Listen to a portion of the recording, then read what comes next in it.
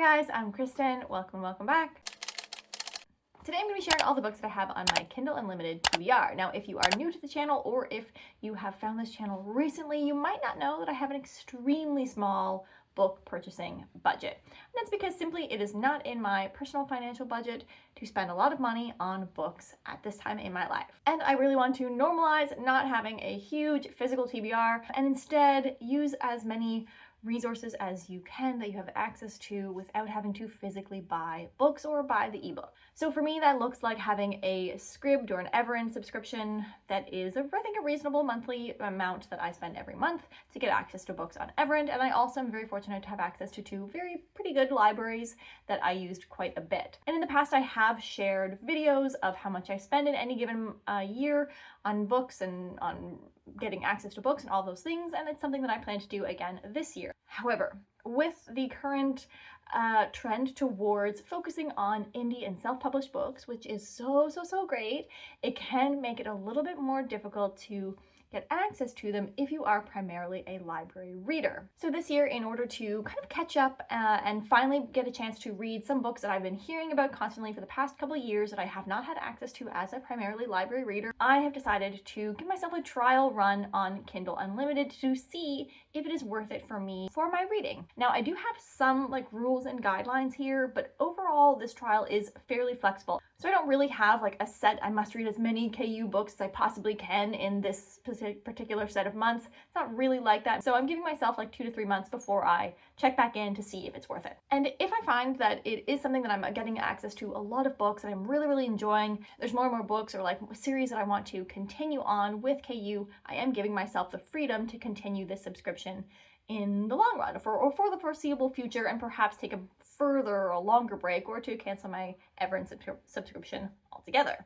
With that being said, though, I have already noticed that a lot of the ebooks are for a pretty reasonable price. And I can see that as being a really slippery slope for me personally. So the hard rule that I'm giving myself for this trial period, or for these 2 to 3 months, is that I'm not going to purchase any books outside of the KU Unlimited. So those are the rules: 2 to 3 months, let's say 3, to give myself as an assessment, and no additional ebook spending during this time when I'm only going to be paying for the subscription itself. Now, I have broken down the list of books because it's quite a big list I've got going here. A lot of them are first books in a series, so keep that in mind in terms of how many books really are here. But I have broken this list down into high priority books and lower priority books. So my high priority books are ones that, for example, I really must read when I have KU. And these are two, for example, are part of my priority reads for this year, the 24 books that I wanted to read in 2024. Additionally, I think these are generally books that I am more excited about or believe that I have a higher chance of really liking them. These are let's say my 5-star predictions without actually really expecting any of them to be 5 stars. These are the ones that I think have a higher likelihood of really working for me. I'm going to go through and share all of the books that are on this high priority list. I'm going to tell you a little bit about them, the synopsis, and then I'll share the books on the lower priority list. These are the ones that I can't stop hearing about, or maybe I've heard about it just once off randomly and saw that it was there, but these are the ones that I've heard about that I think I am less likely to really enjoy. And the lower priority books, I'm most likely just going to tell you the name, the author if I have it, maybe something like, what do I know about this? Why is it on the list? Why is it on the low priority list? But I'm not going to be reading any synopsis for these books because there's a lot to get through, and ask me how many times I've tried to film this video in the amount of time that I have for naps. It's a lot, folks. Okay, let's jump into the list. Starting off with the 2 books that I have on my priority reads for this year, the first of which is The Sword of Kaigen. I have had The Sword of Kaigen on my TBR forever, and in fact, on this priority list, it is a TBR vet. As I was compiling this list a little bit towards the end of last year when I first had this idea, and over the course of this year, originally The Sword of Kaigen was not on KU. Blood Over Bright Haven was ML Wong's more recent release. However, I think that Blood Over Bright Haven got picked up by traditional publishing, and suddenly The Sword of Kaigen is available and no longer Blood Over Bright Haven. So I am finally going to be able to get to read this book. It was in fact a book that I put on my priority list this year, knowing that it wasn't available on KU, and being kind of ready to just purchased this book because I've wanted to read it forever. I can't get a hold of it any other way, and I was ready to bite the bullet and make that purchase, and then here we are. It shows up on KU. So this was at the time that I finalized this list. It might still not be there, and hey, that's okay. I was willing to purchase it this year anyway. And in this book, we are following a couple different perspectives within a family, definitely a mother and a son. I'm not sure if we're getting other perspectives as well. And this is a family that lives on kind of let's say the border or their first line of defense for this larger country or empire. And I think over the course of the book, we realize they have elemental magic, and they're the first line of defense in terms of protecting this country or empire from outside forces. And I think that we discover that perhaps they've been told different things about history. They're not living the same life that people in the rest of the country and the world are living, and that they're perhaps being used at a bit of a disadvantage to these people. I think this book is devastating. I'm pretty sure it's going to destroy me as a new mom. I am pretty sure that is going to be the case. However, I have really wanted to read this. I've heard it's so good. And it's finally time. I'm so ready. The second book is Along the Razor's Edge by Rob J. Hayes. And this is another book on my priority reads. In particular, on the priority reads list, this is a new author that I wanted to try, or a new to me author.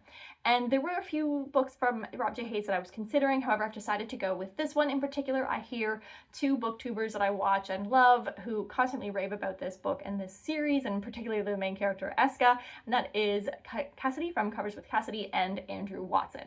So this is the first book in a series. I think it's a big series. I think it might be 5 books. So, and here we have, they stripped her of her magic. She will survive. They threw her in prison to rot. She will escape. They destroyed her kingdom. She will take her vengeance.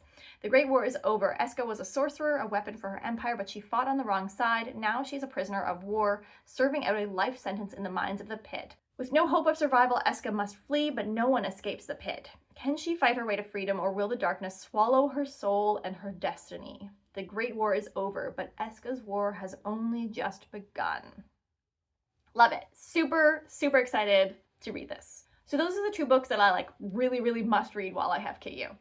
Then we're getting into our romantasy books. And let me just say that romantasy has really not been working for me.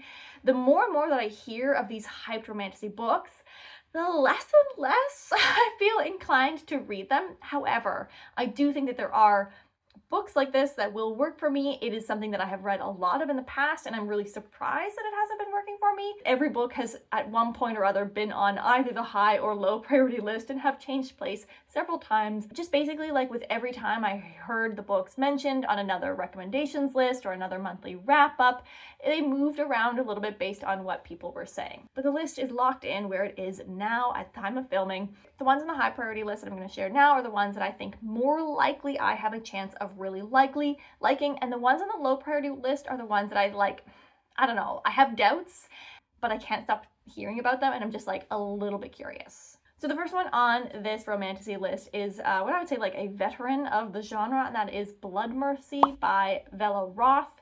This is a human vampire romance. I think it is described typically as a friends to lovers, where the two species, the two beings, live in 2 different areas. They don't cross over the border between them, and it is time to renew the treaty between the 2 sides.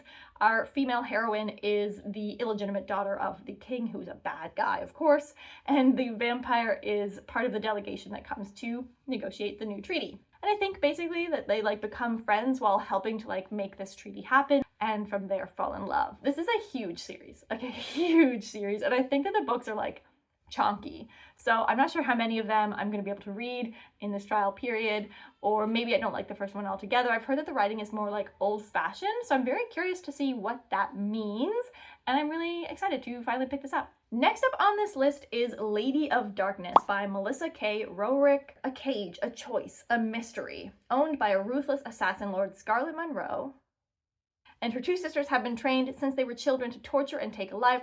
They're the most feared trio on the continent, but they're also wild and unpredictable. A tragic night has Scarlet finding herself locked away in a noble's household, until the day she's presented with a job. Fancy assassin, she gets caught, sounds a little familiar. She's given a chance to, even as she's given a chance to do a job, to get something, in this case it sounds like revenge against a Fae prince who brutally killed her mother years ago. I will say that there are things about this synopsis that already I'm like, and have had this in various places on this list over the course of making it. However, I love me a female assassin. I just do. I am most likely, unless it sounds really bad or the reviews are really bad, I'm probably going to read a female assassin book, to be honest. So here we have it. It's on the high priority list. I think it has a shot of being good for me. And yeah, let me know if you've read it. Let me know if you think I will like it. We'll go from there. The next book on this list is Forest of Dreams and Whispers, which I heard about this book on the channel Carrie Can Read, and I didn't remember anything else about the plot. I don't think she said anything else, or like I didn't recall anything other than that she compared the relationship vibes here to Jude and Carden, but also Emily and Wendell Bambleby from like Emily Wilde's Encyclopedia of Fairies. So like, I'm really curious about that two distinction. I feel like it's like maybe the like dynamic between one and the personality of one. We'll see. And that you compare something to Jude and Carden, again, I'm gonna have a hard time not reading it. So here we go. It doesn't say like a number, so maybe it's a standalone. That would be amazing. A mortal raised in the land of fairy doesn't remember the curse being cast, but the rest of fairy does. On Prince Hawthorne's 18th birthday, the kingdom will be plunged into a century-long slumber. As his personal guard, fun, Juliana is sworn to serve the vain, arrogant prince only until that fateful day, but when the curse is unleashed, Juliana alone is the one that can save him. I'm curious. The fact, if it really is a standalone, it's gonna go higher up on the list, you know. Then I have a book that was recommended to me personally by Maria from Maria Might Read That, and that is Quicksilver by Callie Hart. And she messaged me to say that she thinks I will really like it because it had like a solid fantasy world and fantasy plot line.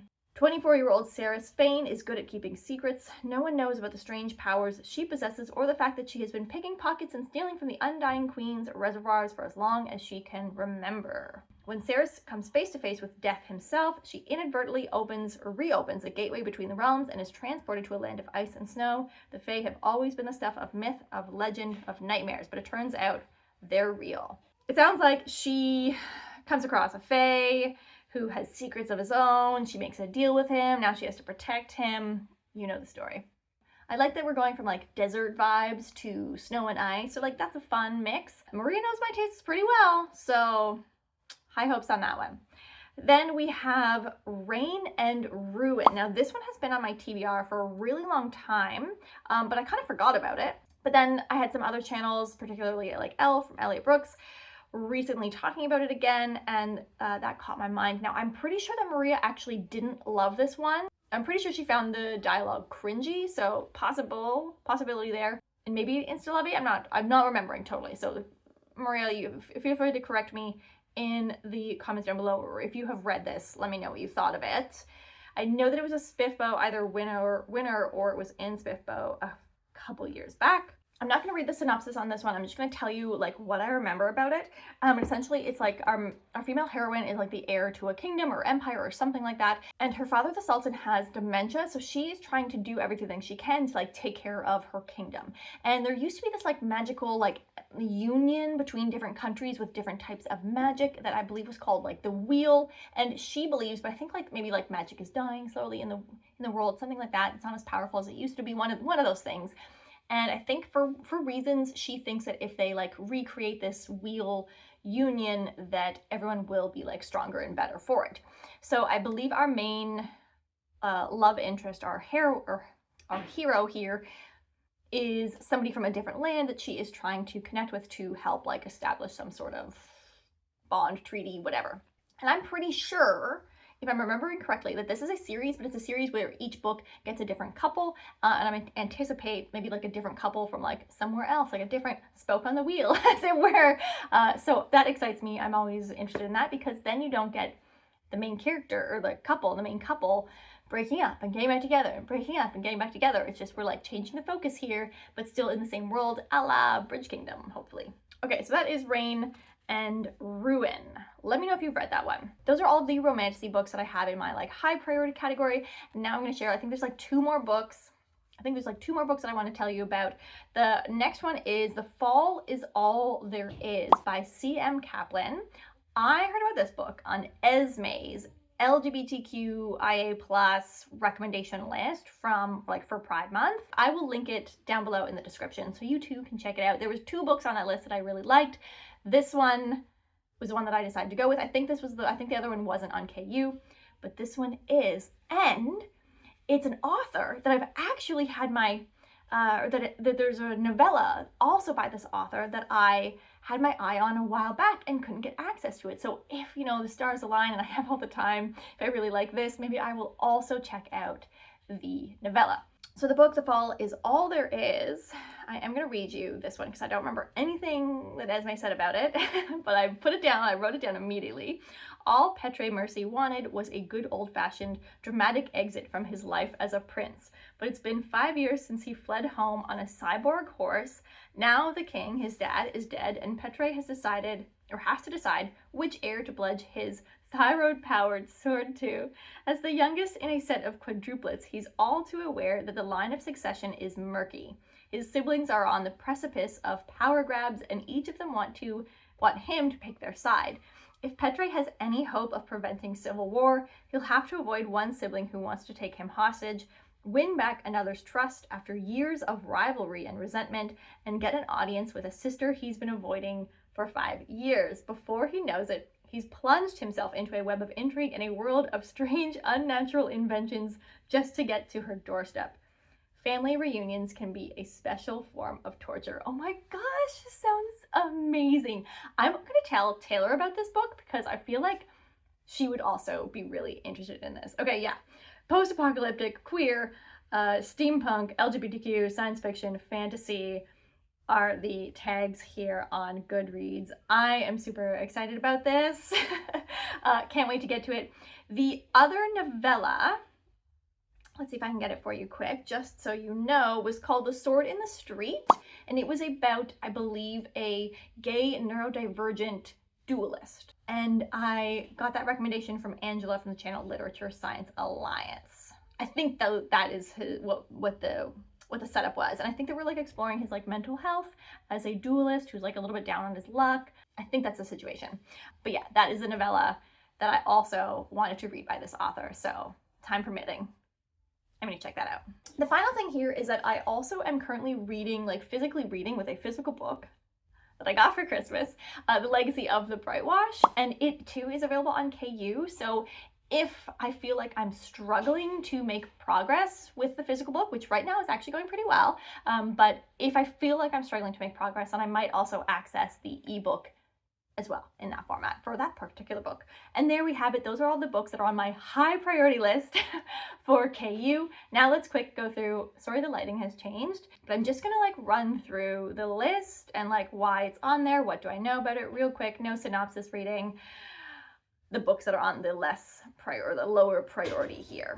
I'm going to do the non-romantasy ones here first, and that includes The Emperor's Edge, although I do believe that this potentially has a relationship in it. I just don't know that it's being called romantasy. So anyway, I heard about this one on a list that Elliot Brooks did that she got from one of the World Hoppers lives that they did about under-hyped self-pub or indie pub books. Anyways, apparently you can get the first 3 books on KU, or maybe for a really reasonable price. So if it is for a reasonable price, then it would break the rules. But if it's available on KU, I might check it out. I don't remember anything else about it, but that apparently this series has, I think it's a little bit more steampunk, and that the series itself has a really good slow burn romance, which is always really nice. If it's not super insta-lovey, it builds over the course of the series.